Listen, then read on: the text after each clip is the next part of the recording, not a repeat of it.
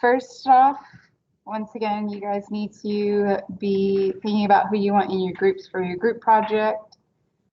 Email me, text me, or tell me in class or after class, and I'll go ahead and get that started. Good morning, George. Also, you guys have your chapter 16 discussion to do. We're going to be going over that information tomorrow. I'm going to recommend you come prepared to take notes and on time so that you don't miss anything for that. And also, you guys got your grades back for your gallery reviews. I graded them all yesterday. Most of them were really, really good. I didn't have to fail anyone this time, which is awesome. Sometimes I usually have like a few people that like didn't do anything right. Like didn't follow any of the directions. They decided to do their own thing. I've also had students plagiarize on that one. So yeah.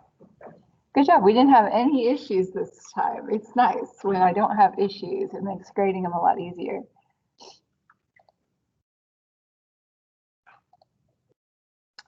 Good morning, Gabriel. Do you have access to your mic today?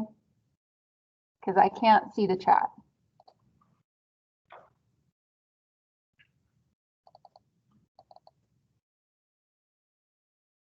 I'm going to take that as a no. So last bit of news. There's possible snow on, there he is. There's possible snow on Monday. So yeah, there's a 40% chance right now. So just on the off chance that it does snow and like classes get canceled or delayed, we're still going to meet. We're just going to meet online on Teams. So plan on meeting regardless. Yeah, just plan on coming. If you do have to miss, just know it's going to be recorded, or you can read the book and you'll be fine. Any questions about anything before we get started? Okay. So people on Teams, for some reason, yesterday in my second hour, my first hour was fine. The slides weren't like changing. Like if I changed the slide, it didn't change on their end. It was like frozen. So on Teams, if you're stuck on just one slide, let me know. I'll probably have to put in a work order. I think it was just that student's computer. So yeah, just let me know if you're having issues today on Teams, because I won't know. Today we are starting the art history section, beginning with Paleolithic art, and we will make it into Neolithic and Mesopotamian and Egyptian art today too. So we're going to be covering quite a bit. Tomorrow we're going to be doing Greek, Roman, and Christian, another large swath of information. So art history is different from basic history because we aren't just looking at what like people have done historically. We're looking at the objects that they left behind for us. So I like to think of it as a history with pictures, but all of these objects give us a lot more insight into the lifestyles and cultures of those humans. In fact, a lot of history is based off of what people have found as far as archaeologists finding things in these ancient cities. So a lot of what we know about Egyptians, Mesopotamians has come from these art historical findings. So art history is really, really important in shaping history, but it is a bit different because we're not looking at individual people, we're looking at the objects that they left for us.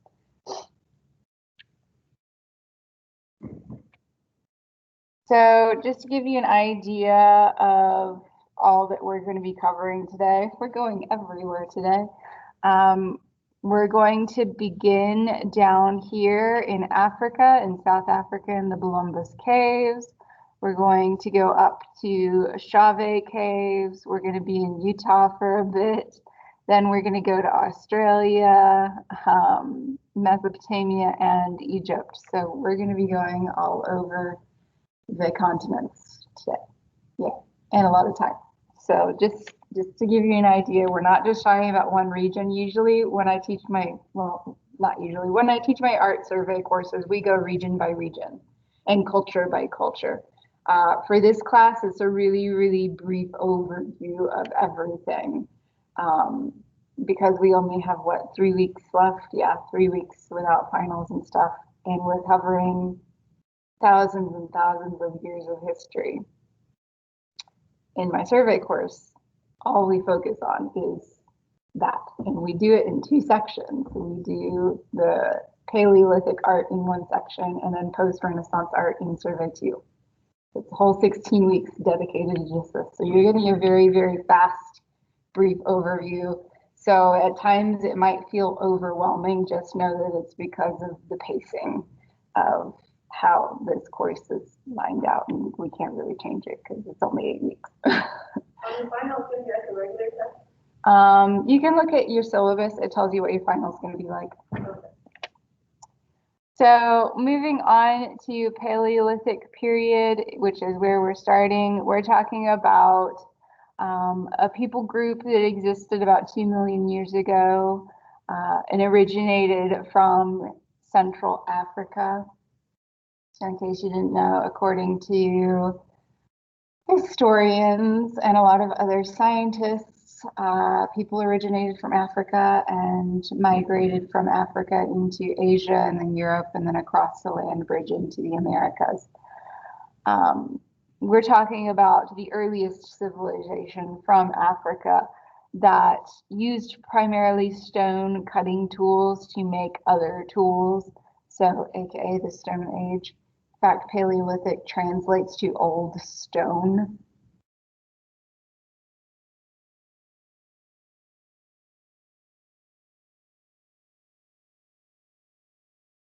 They were very aware when they were carving all of these tools and objects that we're going to be looking at about the function and purpose of those things. Did the shape or form serve that function? Otherwise, there was no point in carving it.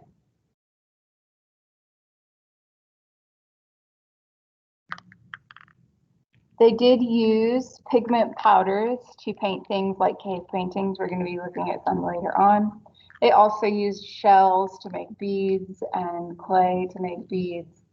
You'll see some examples of that as well. A lot of the evidence that we have of these cultures were found at burial sites.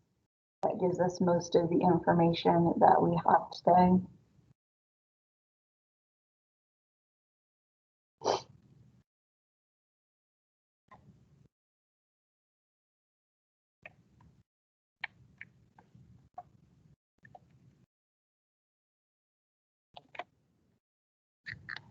So there is a big debate on when exactly art begins, because art usually is not like a tool. Crafts are usually tools, not art. There's that separation we talked about with craft media, that those craft media artists are trying to remove the function of the object in order to elevate it to art. So there is a debate on when exactly art began in this Paleolithic era. Because a lot of the objects that we have were tools and had a function. Therefore, is it art? Technically, by the definition of art, no. But most people agree that one of the earlier pieces is an engraved ochre, which ochre is just stone, from 77,000 years ago. It was most likely not for any practical use that this object was carved. Therefore, it was simply for aesthetic reasons, making it fall under that definition of art. And once again, if you take that survey course, you'll see some pieces that are older than this one yet. This is just one. Here is that engraved ochre. This engraved ochre piece was found in the Bulumbus cave in South Africa. And as you can see, it's just a really, really small 4-inch object that has geometric patterns that have been carved onto it. Geometric patterns do fall under the catch-all of abstract art, as it is non-representational of any real object The things found in that same cave complex in South Africa were ostrich egg shells, also painted and carved with similar geometric patterns. So it wasn't just that one piece that was found. There were multiple pieces found. There's others as well beyond just these. To give you an idea of what they were doing, 75,000 BCE with art.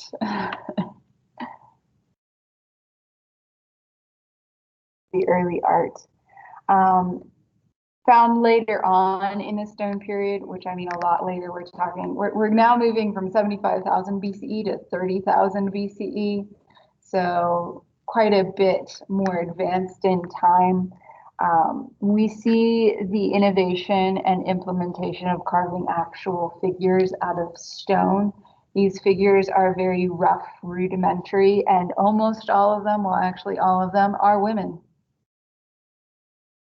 We don't see any male representation in Paleolithic art, like at all. There's one example that has been found of a man with a lion's head, but we don't really know if you want to count that as a man because they have a lion's head. All of the intact, entirely human figures are of females. The first of which we're going to look at is the whole Fells figure. She's the oldest surviving carved human. She would have originally been worn as a pendant on a necklace. Some people think possibly for religious purposes was the reason why she was carved, maybe not. We're really uncertain as to the purpose or function of that art piece. Same with the woman of Willendorf. Very, very similar to Holz-Fels figure. Both of them have very exaggerated genitalia, which is what leads us to believe it was possibly religious, such as like fertility, or pointing out the fact that women are life givers and represent fertility. So that's why they think it might be religious. But I mean, it's from 35,000 BCE. You don't really know. I like to think it looks like a turkey. Because it does. But it's a woman. So instead of her head, we have the little area in which the cord for the necklace would have gone through. Of course, she has really, really large breasts. Her hands go around her stomach, once again making us think possibly fertility reasons because, yeah, stomach. And then her vagina is very, very prominent. She doesn't have any real feet. She just has little peg legs.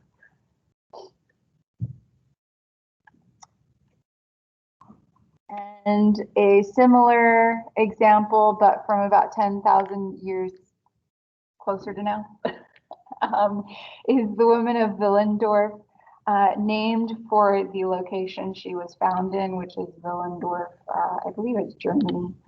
No, it's Austria. I know it's Austria. She is made of limestone. This one, the Holz-Fels figure is mammoth tusk, in case you didn't catch that. So it would have been carved of an ivory mammoth tusk. This one is limestone, so a little bit harder to carve. But once again, we see very little detail being taken anywhere except for the breasts. And if you could see the front, you would see once again the prominent vagina. She has very, very short arms. Her arms don't wrap around her stomach like the other one.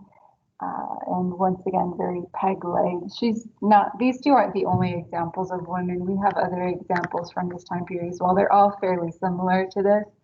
There is one example in which they did spend detailed effort in engraving the actual head, giving it a nose and eyes and mouth.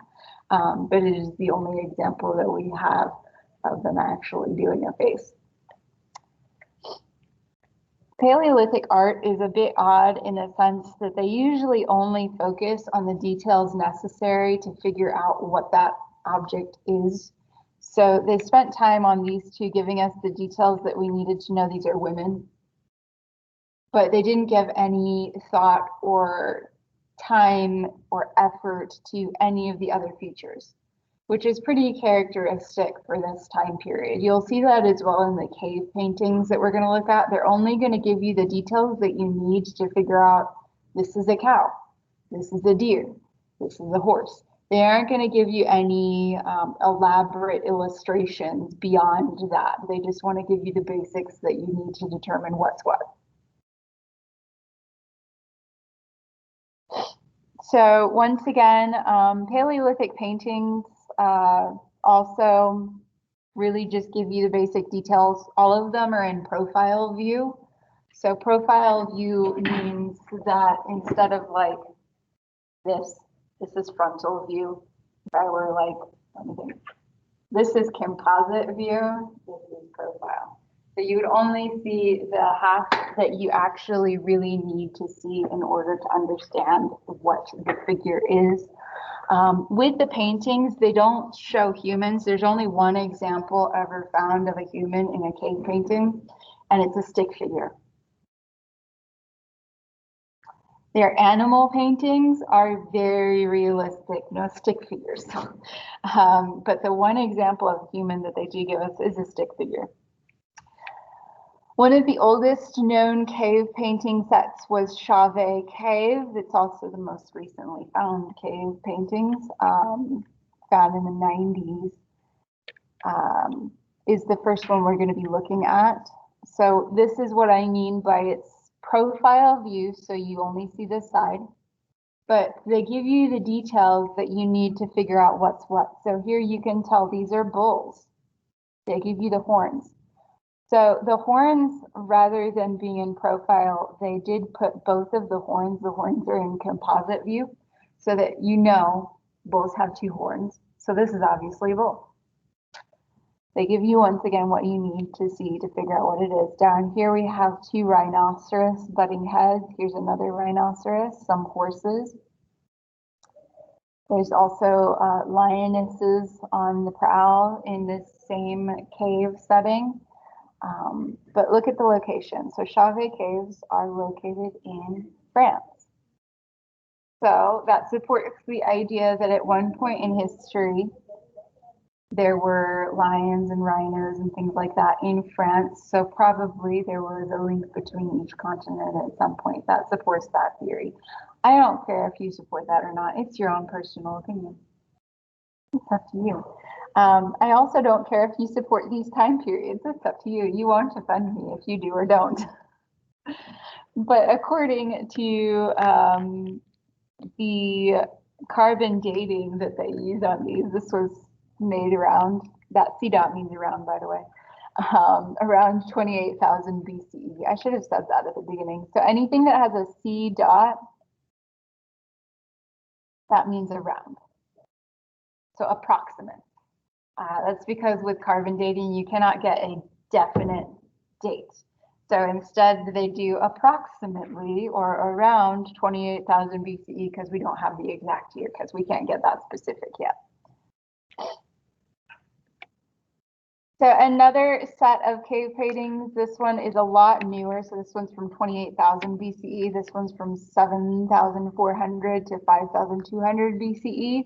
And it's also located in the Americas, located in Utah. Are the pictographs at Horseshoe Canyon. These figures are 5 to 7 feet tall paintings. So they are outdoor paintings. These would have been done with pigment powder applied to these walls. Like you add water to the pigment, slap it up there. And some of them have lasted a really long time. A lot of them are fading. They are outside. So weather. You can go visit these. So now you have 2 reasons to go to Utah. You can see the Spiral Jetty by Robert Smithson, and you can see these pictographs from a really, really long time ago on a lovely hike. So you'll see Chauvet Caves, no humans.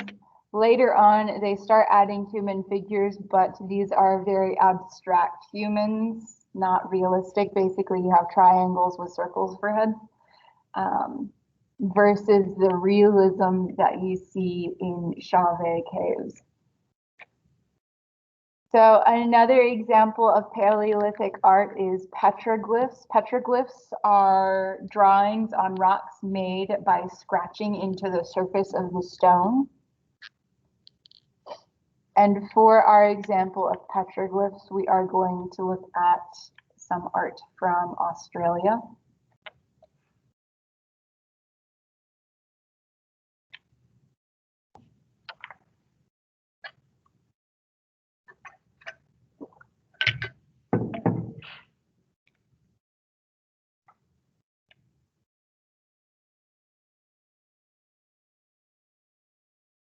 I feel so sad going through all of those cave paintings so fast because there's like 7 caves with cave paintings, and we only talked about one in this class. No, I haven't seen any of them, but like not in person, but yeah, some of them are a lot better than Chauvet Cave. But you don't get to hear about them in this class because this is a fast-paced class. You'll have to take Survey 1 to actually hear about them. So as said, petroglyphs are drawings made by scratching into the stone. This is a close-up of some of the petroglyphs located in Australia. So all of these figures were made by scratching into the stone. It's really hard to date these because they're still being made by the Aboriginal people in Australia. Aboriginals are the native Australians that were there before Europeans colonized. This is their ancient art, and they still make art like this today. So it's hard to date each one. That's why it says up to 10,000 years old, because they're still making them today. So it's, yeah. Also in Australia, in this particular region, they deal with a lot of acid rain. Acid rain erodes and corrodes things like stone. So these petroglyphs will eventually, like the older ones, won't be there anymore. They will have been eroded away from that rain. Then we'll just have the newer ones. But you see the Australians also had human figures, but obviously very, very abstract human figures, as well as dream creatures. If you choose one of the artworks from Australia for your multicultural chapter, you'll learn that the Aboriginal people are very invested in the dream world and illustrating that dream world. So a lot of these petroglyphs have to do with those imaginary creatures that you come across in the dream worldscape. So moving on from Paleolithic to Neolithic. Neolithic means new stone. This is around the time in which the agricultural revolution is taking place. The agricultural revolution is something that happens in human history in which people stop hunting and gathering their food and stop following their food, and instead start planting their own food and cultivating it and raising livestock. A lot of historians believe that's because there was a large amount of rainfall around that time period, so the animals stopped moving for a long period of time, and people were able to like domesticate them because they didn't wander around. And places that these early civilizations popped up were around major river systems. For example, the Nile River. Of course, the Egyptian civilization pops up there. The Yellow River has the ancient China civilization that you'll learn about in your multicultural chapter. The Indus River Valley region has the Indus River Valley people pop up. And the Tigris and Euphrates rivers give birth to what's considered the first civilization, Mesopotamia. So rivers and access to water and nearby crops and livestock lead to the development of these city civilization structures. A lot of people think that Mesopotamia was successful because they had a natural wheat and barley, like a native wheat and barley that grew there, and they just had to domesticate it and well, not really genetically, but like modify it a little bit to make it edible. So they were able to make bread and a lot of other things. And then of course they already had natural like roaming sheep and things like that. So they just had to domesticate them. So a really successful city in terms of developing quickly, but they end up being conquered a lot. We'll talk about that later. So things that we see change in the agricultural revolution, a lot of Paleolithic art has to do, well, not really even art, but artifacts that have been left behind, or a lot of weapons needed for hunting and gathering things, because that was their lifestyle. In the Neolithic period, we see a shift from making weapons to making containers in order to store the things that you're growing, such as jars to store wheat, or jars to store water or wine or things like that. So there was a shift from requirements of objects from stabby things to story things. So we have a lot of clay pots being made during the Neolithic period. Early clay pots are pretty geometric in pattern, such as this one, which is the earthenware beaker with ibex, which we'll get to in a second. These are representative abstract images. They represent actual animals that would have existed in the city of Susa or around Susa. So we have here our crane, which is repeated over and over at the top of the beaker. The dogs, these are dogs, yeah, running around the second band, and then your ibex, which is just a kind of goat with really long curvy horns around here. And this image also repeats throughout if you turn the vase around, or the jar. So once again, geometric looking pottery, a lot of repetitive images. The images are abstract, but they're representational abstract art and versus non-representational geometric patterns that we saw in the carved ochre piece earlier. They actually represent something now. These guys were using clay to make these storage jars. This one was made of terracotta. A lot of these earlier examples of pottery would not have been made on a potter's wheel, because potter's wheels came a lot later in time. So they would have been handmade versus thrown on a wheel. Here is another artwork from the Neolithic period. This is a burial urn, so it would have held the ashes of someone. From China. So once again, a repetitive pattern seen here. This one, non-representational abstract, obviously.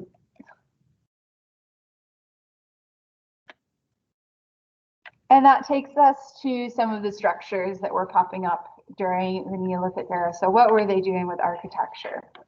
Well, we already learned yesterday, since architecture was yesterday, that the Paleolithic people were living under things like dolmens or in caves. Not fun.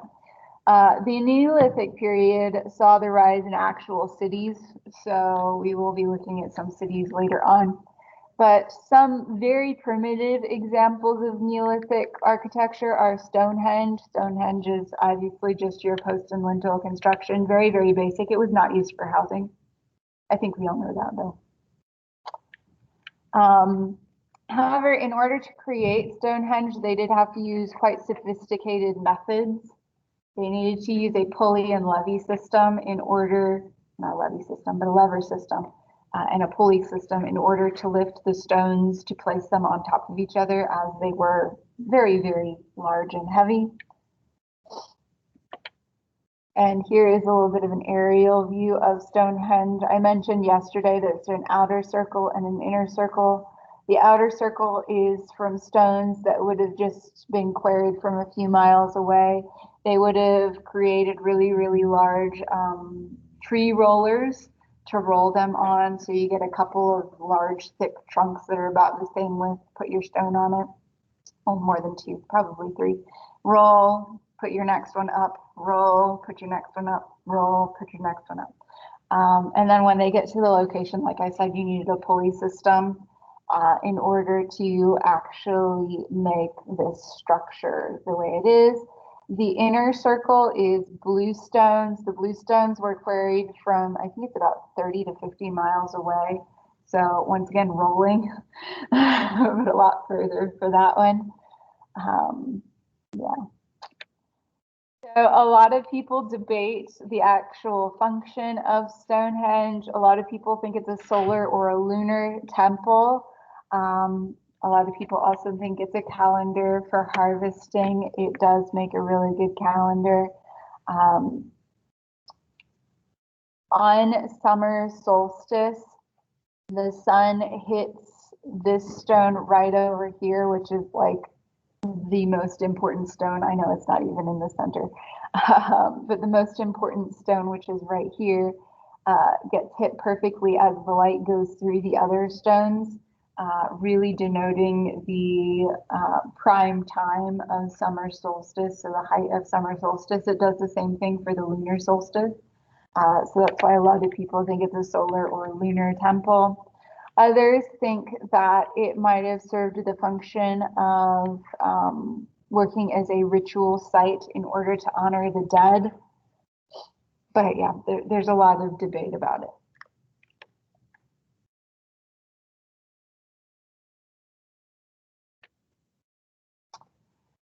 So I mentioned that during this time period, civilizations popped up thanks to the agricultural revolution. And with that comes a lot more complex social orders. Instead of just everyone hunting and gathering, now thanks to agriculture, not everyone needs to do that same job of getting food.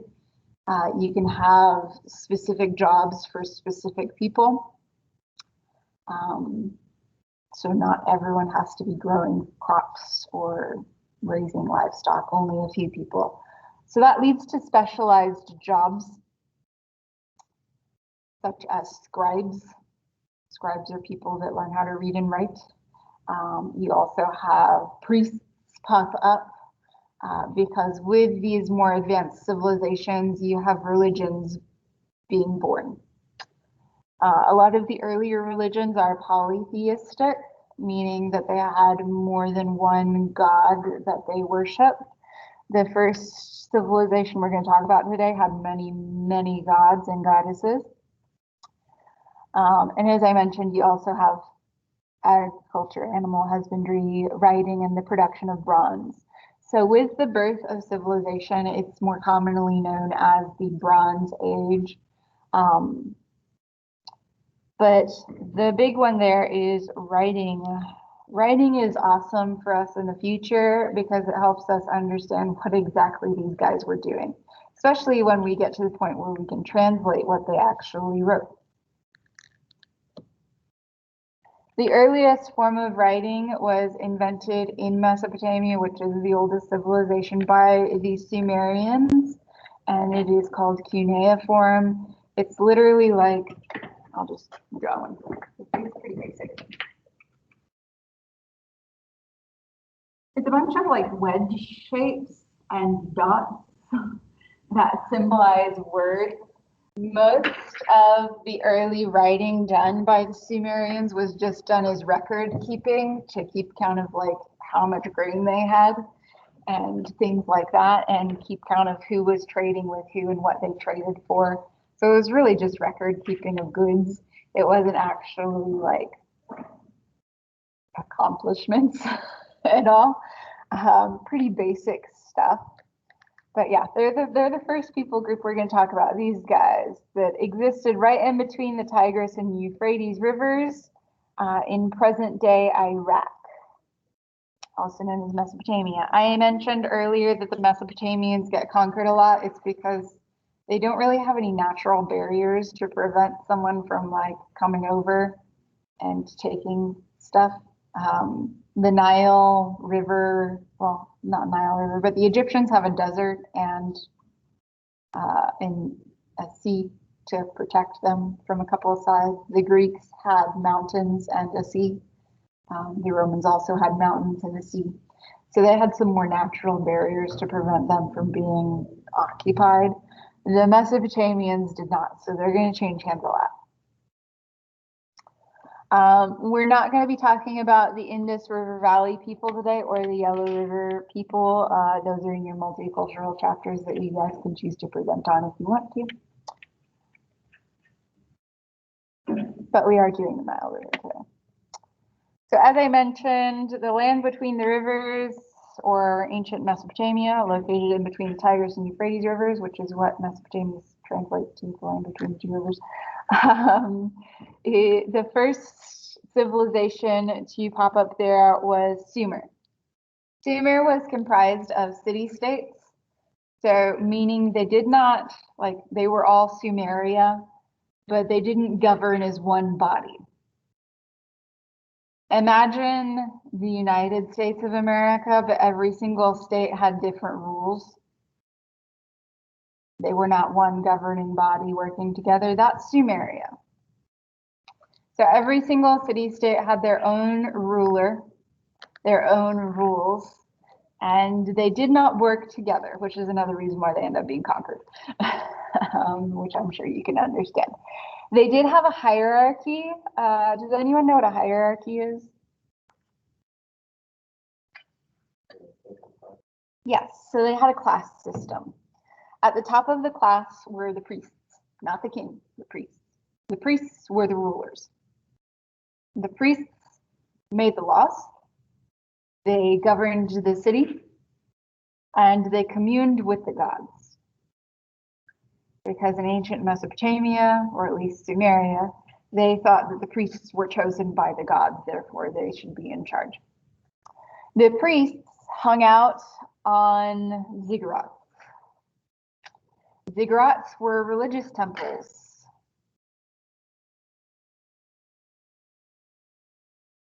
Ziggurat translates to sacred mountain because it looks like a giant mound of dirt. Well, today. It didn't used to, but today it does. In Sumeria, they felt like the higher you were up, so the taller your building was, the closer you were to heaven. That pops up quite a bit in art history as far as architectural features with religious buildings. For some reason in religion, they think the taller you are, the closer you are to heaven. How many of you guys have heard the story of the Tower of Babel? Some of y'all need to read your Old Testament. I would not recommend reading some of those books in the Old Testament. They're a bit long and boring. But in the Tower of Babel, God gets mad because these people are building a tower to heaven and they're super vain and they're worshiping like false gods and stuff like that. So he smashes down the tower and he makes it so none of them can talk to each other. And basically invents languages, supposedly according to the story. So most scholars believe that the Tower of Babel was a ziggurat.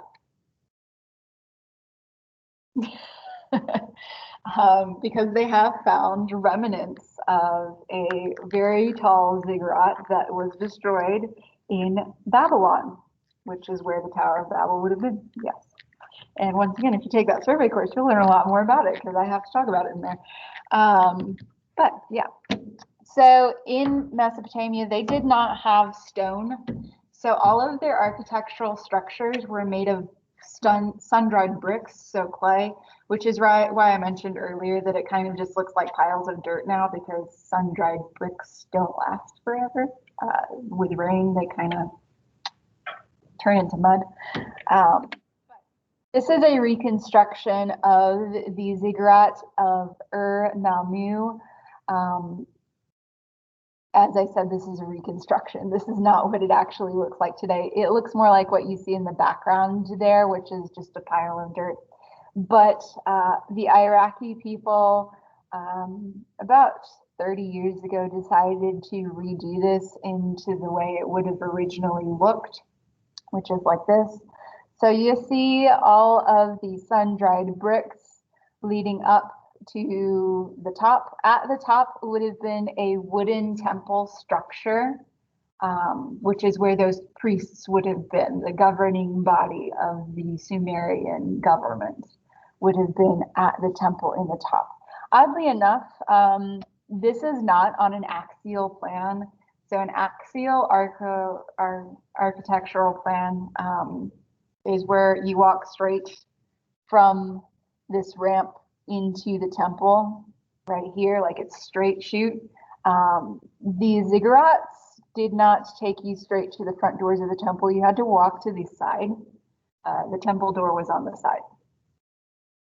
So not an axial plane. It's a bit of an odd design choice, but that's how all of the ziggurats are. The ziggurat temples did have multiple rooms, but the main room would have held a statue of whatever god or goddess that temple was for, and enough room for them to have like food and wine there and talk to the gods or goddesses.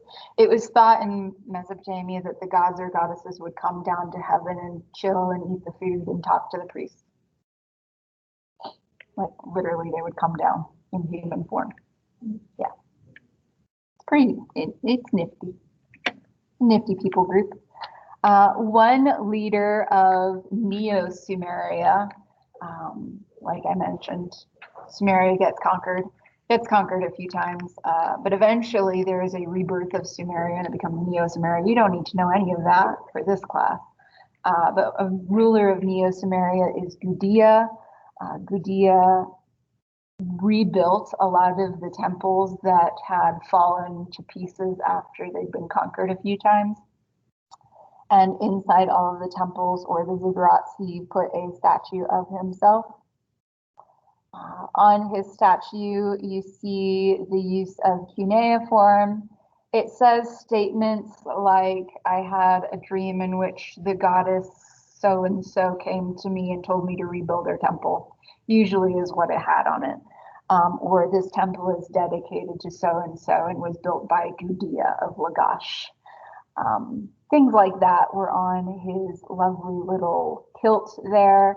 All of his statues show him wearing fairly traditional clothing for Sumerian Mesopotamia, which is a cloak with one shoulder exposed and a kilt for a skirt down below. And he's usually always shown with his fists clenched like this on his lap. Sometimes he's standing, sometimes he's seated. His hands are always like this though, except for in one in which he's holding a jar. People think that one might be fake. Once again, Sumeria. Next, we're going to be talking about what they did with their dead. They did something similar to the Egyptians, as they thought there would be an afterlife. So they would build them tombs, not as elaborate as the Egyptian tombs, but in the tombs, just like the Egyptians, they filled it with belongings they might want to take with them or enjoy in the afterlife. So one king's tomb in the city of Ur, which is one of the main Sumerian city-states, yielded a pretty impressive musical instrument. There are also chests, and there's a standard that came out of it. Standards are like banners that you wave. So a lot of stuff was found there, as well as a funeral mask, which was all gold. The mask of gold, pretty impressive. But one of the things that was found was this musical instrument here, a lyre. A lyre is like a harp. This is a reconstruction because the lyre is originally made of wood. Wood doesn't last forever, so they had to reconstruct it. But the front panel and the bull's head are original.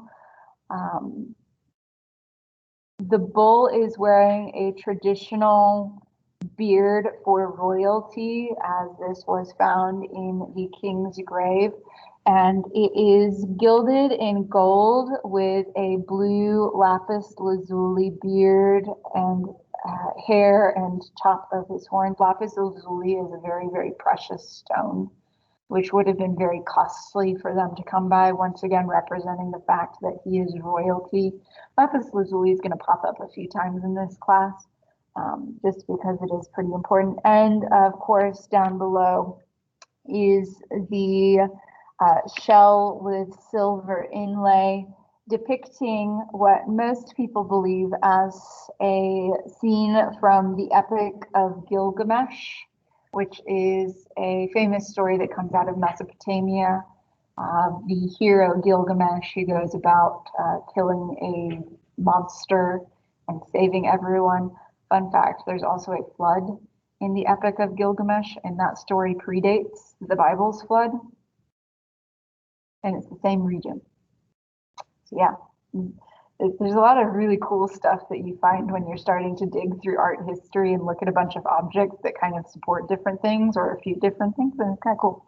But the Epic of Gilgamesh does not have animals performing human deeds, which is why art historians are like, huh? With this one, because in this you can clearly see a lion, which is walking on its 2 feet, carrying wine, a scorpion down here with a human's head. So we see animals performing human tasks and acting like humans. That's weird, even for Mesopotamian art. So this one has got art historians a little bit stumped just because we aren't used to seeing anything like that ever. And the Epic of Gilgamesh has not got animals, it's all people. So it's a little bit confusing. Once again, because we haven't been looking at art objects with actual like things in them to look at. We've been looking at a lot of buildings for a little while now. If you remember back to Paleolithic art, most of the objects were in profile view. These are also in profile view. Things remain in profile view for a very long period of time. The only two that are not in profile view are the man at the top, he is in composite view, and the scorpion down below. So once again, composite view is when your legs are to your side, but your chest is frontal, so that you can see the important things that you need to see to know this is a human. You have the arms, the chest, the head, but they didn't do that with the animals. The animals are all in profile still, just like they were in the Paleolithic Stone Age. And you will see this trend carried over and adopted by the Egyptians as well. The Egyptians like to use profile view for lower ranking citizens, but composite view for your higher ranking citizens like pharaohs. They adopt that from the Mesopotamians. Here is a bust, a bronze bust from the Akkadians. The Akkadians are one of the people groups that conquer Sumeria, one of the many, there's like a dozen. There's like a dozen times that it's been conquered. We're not going to cover it all in this class because you'd probably get really confused. But yeah, this is just one of them. So this was destroyed a little while after by another people group that took over. It used to be an entire person. Now we just have his head, which is 12 inches tall.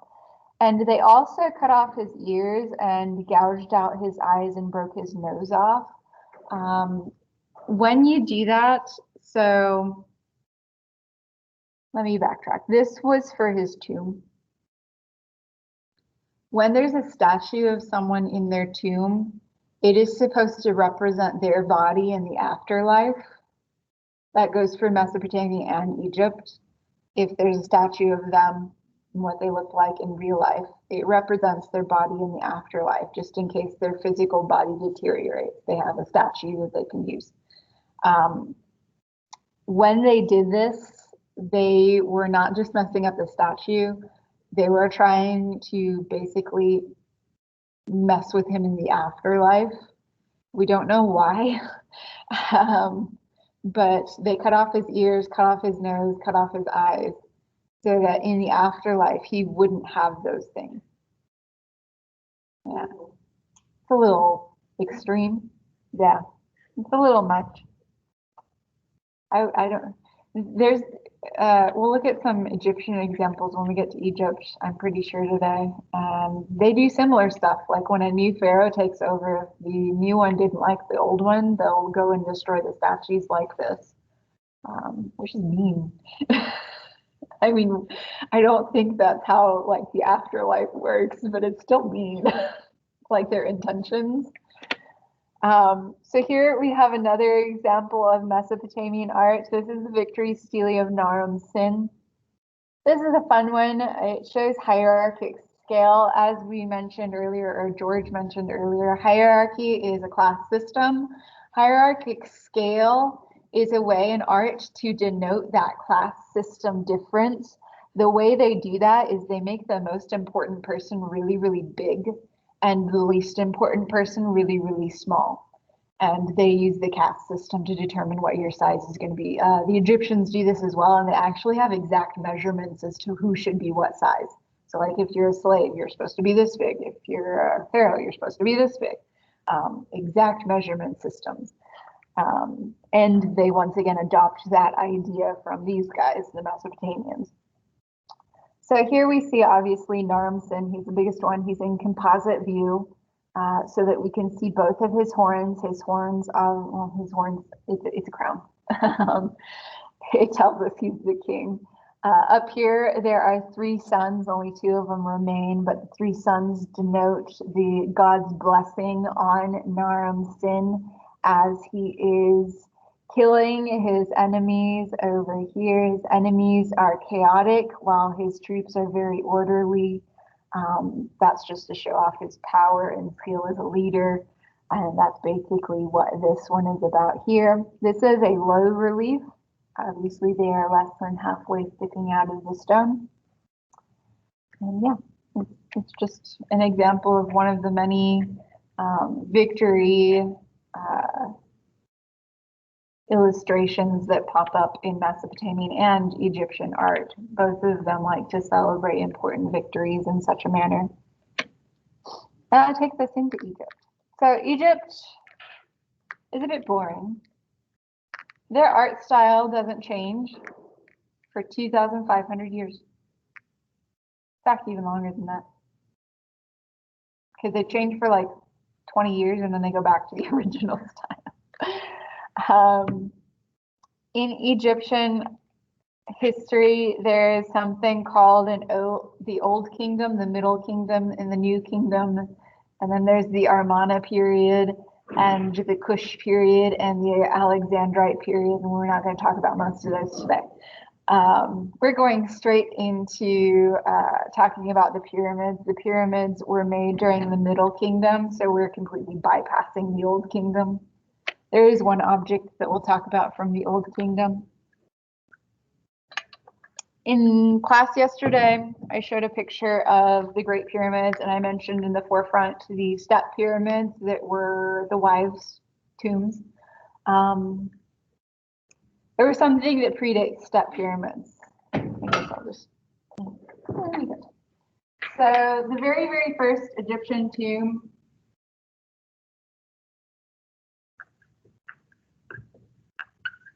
was a mastaba. This is a mastaba. The mastaba evolves into the step pyramid, which we saw yesterday, and the step pyramid eventually evolves into the pyramid. And that is the evolution of pyramids. They start off as a very flat, basic rectangular structure. And then they evolved into a step pyramid and then a flat-sided pyramid. And then the Egyptians eventually just give up pyramids altogether and make giant temples. When a pharaoh dies, they don't just have a pyramid, they have a temple for priests and family members to honor and remember them. And then the temple has a causeway that leads to the pyramid. The pyramids themselves would not have been entered into. That was a final resting place and it was closed off. Couldn't go inside, except for people that go inside and they robbed everything out of it. If you're not familiar with Egyptians, they like to bury their dead with anything and everything they might possibly ever need in the afterlife because they did believe in the afterlife. They also mummified all of their dead in order to preserve the bodies as long as possible. I mentioned just a second ago that they believed that you would use your body in the afterlife, so they tried to make your physical one last a really long time. but they did bury you with a statue just in case you needed it.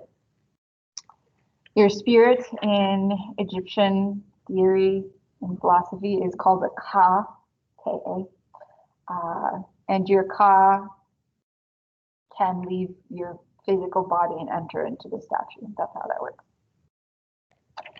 And your Ka does the same things in the afterlife that it would do in the real life. It can hunt, it can fight, it can worship, it can drink, it can do anything.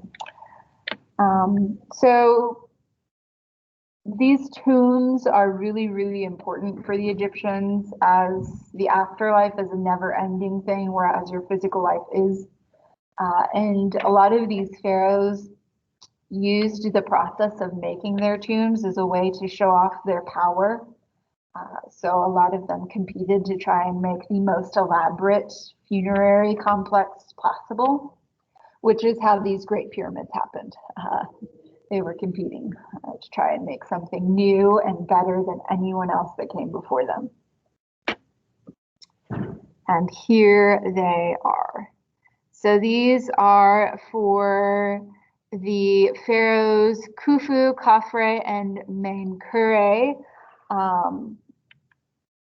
Menkaures is in the back.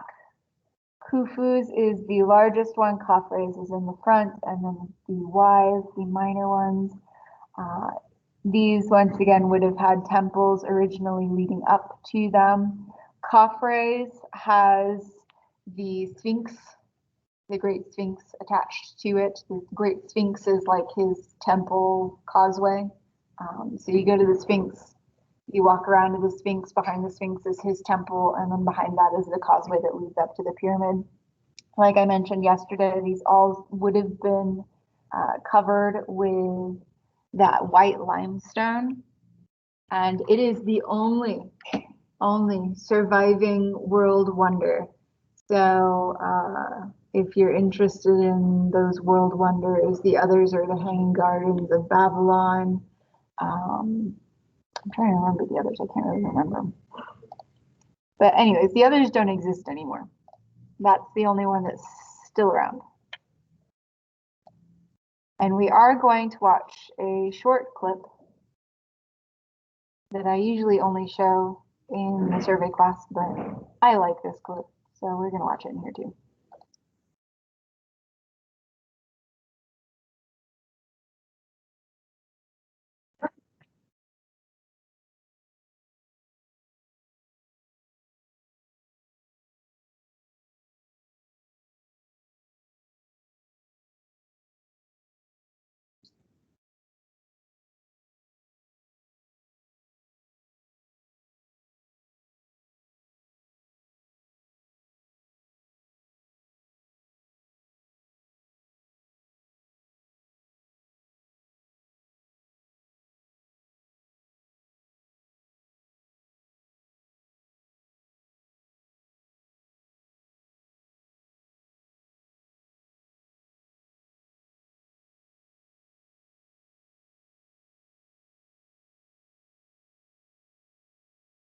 You can see with him standing there just how massive these stones are that make up the base of the pyramid. They do get smaller as you go up.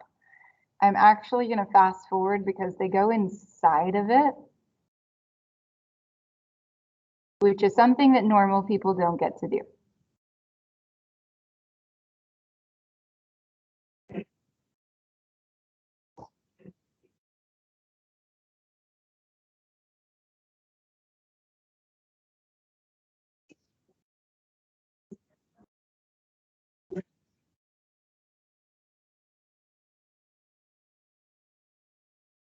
So they didn't cut into this today. That was already there.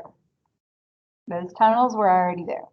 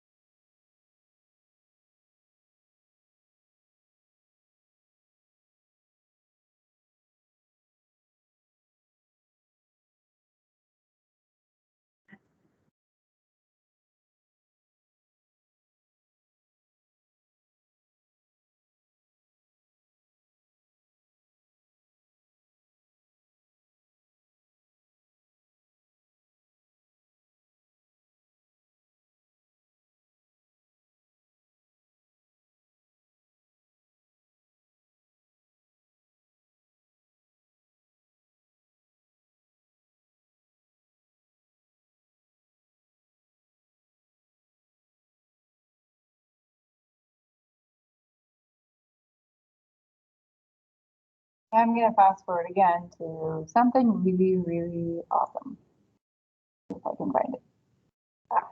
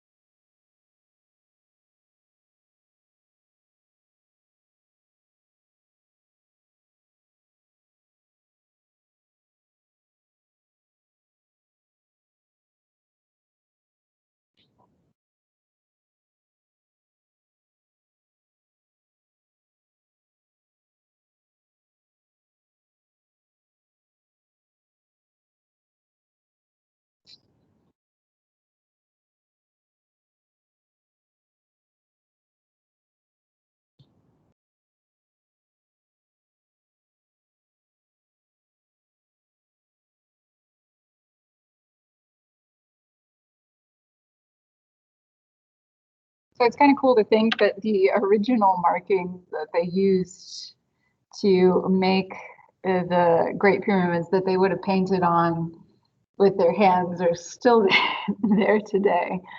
But most people don't even know because you can't see it. But yeah, that's a fun little tidbit. We're going to continue on through Egypt now. So Egypt is a bit odd. There's an upper and lower Egypt, but you wouldn't think it's the way it is. So the Nile River flows backwards in comparison to most of the rivers in the world. It flows from south to north. Most flow the other way. So Upper Egypt is down south and Lower Egypt is towards the mouth of the Nile River. So like I said, there used to be two Egypts in the Old Kingdom. It wasn't until, let's see, maybe I didn't include it, this guy. He ends up combining the two Egypts together in a big battle. Although most art historians and historians alike agree that it probably happened over several centuries and he was just the last pharaoh when it happened. But yeah, so there used to be two Egypts. The white crown was for Upper Egypt, the red crown was for Lower Egypt, and then when they were finally united, there was a double crown. There does happen in, well, art history in which the two Egypts end up breaking apart again, and they end up being conquered by other people. But yeah.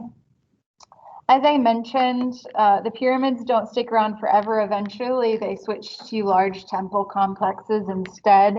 And one such example of a temple complex is the funerary temple of Queen I can never freaking say her name, 8 a.m. At 9:30, I'll be fine. 8 a.m. No. Hatshepsut. She is one of the few female pharaohs that existed in Egyptian history. She has a bit of a contentious and tumultuous way in which she gains that power. But yeah. And instead of a pyramid for her tomb, she makes a really, really grand funeral complex that was carved into the side of the cliffs at El Bahri. And it is three temples leading up to the main temple that housed her body. Every single level would have had hieroglyphs, murals, and statues celebrating Hatshepsut, her father, and her lover, and yeah, the accomplishments that she had in all of the gods and goddesses that she favored. Her main god was Amun-Ra, the sun god. So that was what most of her temples were dedicated to, was Amun-Ra. She claimed that Amun-Ra selected her to rule, even though she wasn't technically next in line. kind of weaseled her way in. Funny enough, a lot of the statues of this particular pharaoh, Hatshepsut, she depicts herself as a man. There's only a few in which she shows herself as a woman. And once again, if you take that survey class, you'll know why. Although you can probably figure out why she would want to be shown as a man versus a woman, probably in a location of power that is usually held by a man. You probably figure it out. Other sculptures from Egypt, pretty much all of Egyptian sculpture is like this. Strict, rigid poses for all of their sculptures. There's only a brief period of time that they venture outside of that realm, which is the Amarna period. And the only pharaoh in that period is Akhenaten. That's because he changes the religion and changes the laws and he changes everything. And after he dies, Tutankhamun changes everything back. Because he's like, nah. But yeah. Other than Amarna period, everything looks like this. The pharaohs, depending on what age they are, it doesn't matter. They're going to be shown as a young, muscular person. They could have been fat as all get out, but they would not have been shown that way. They wanted to be shown as perfect. So they are shown in idealized forms regardless of what they actually look like. That goes for anyone who is in a position of power. They're going to be shown as young, muscular people. Here is his primary wife, the queen, next to him. You'll notice she is a step behind him, showing that he is more important than her. Both of them have 1 foot forward. And despite the fact that they have 1 foot forward, if you do walk with 1 foot forward, your hips move. They do not have hips that move. They're doing something humanly impossible. Their hips are staying completely level. Their knees are level. Their shoulders are level. When you take a step forward, your body's going to shift a little bit. I'm saying that because the Greeks are going to start off doing the same thing. The Greeks copy the Egyptians. You'll notice that tomorrow. The Egyptians copy the Mesopotamians. The Greeks copy the Egyptians. Everyone copies everyone.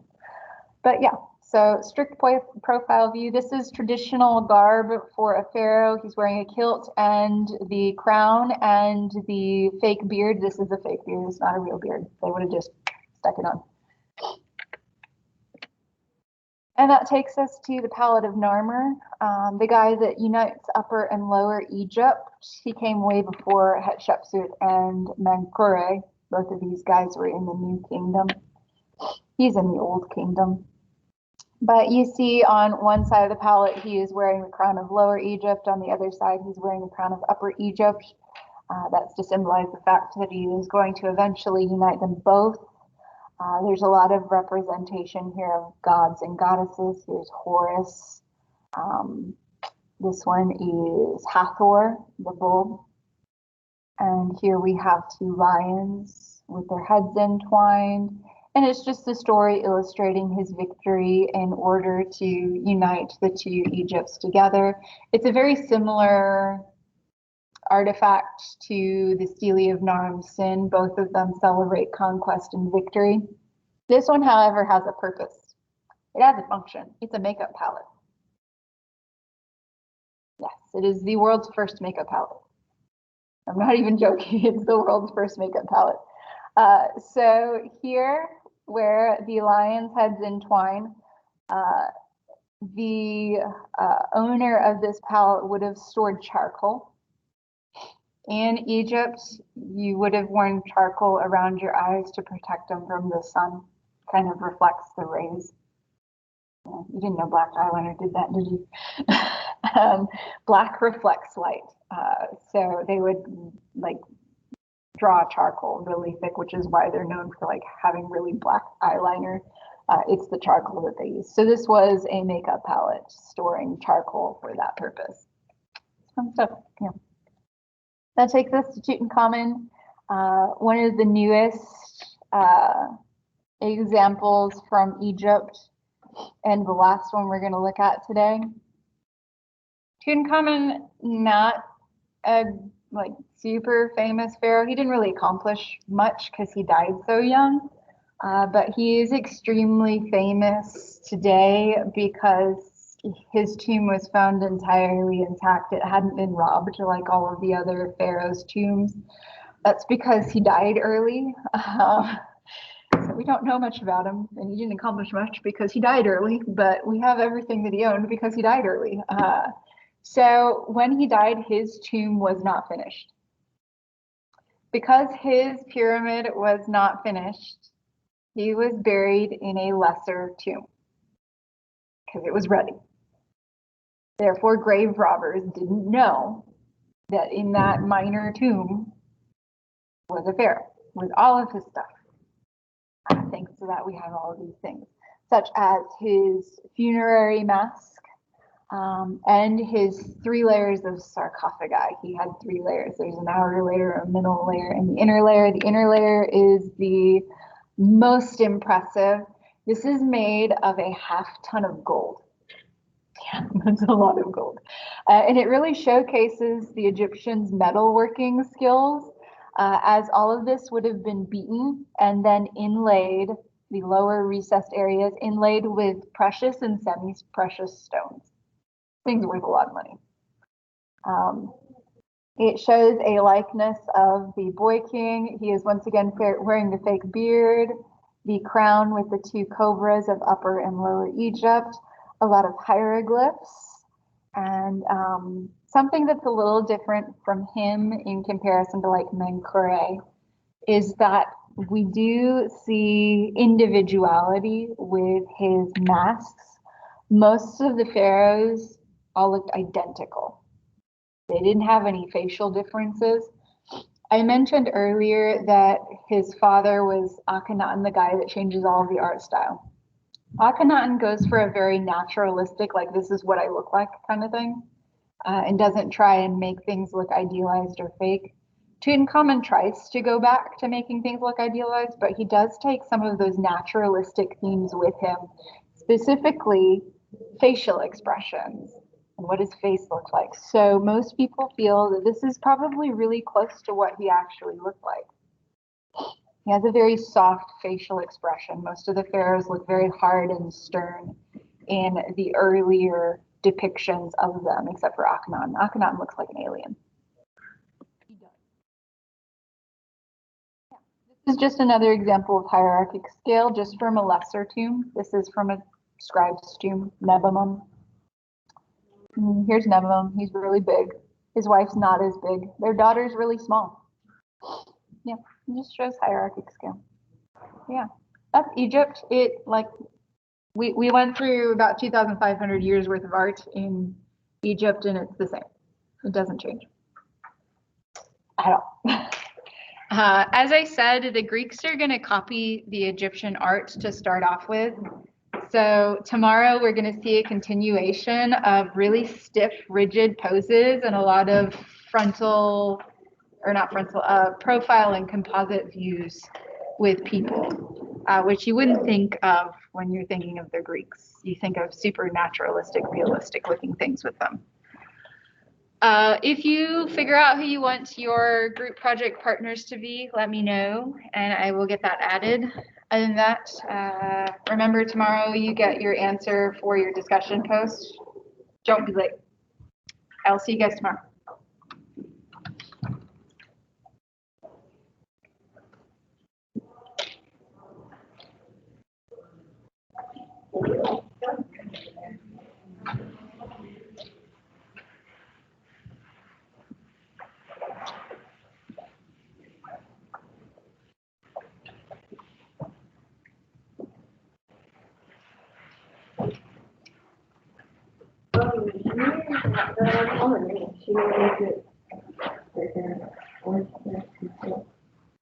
Crystal?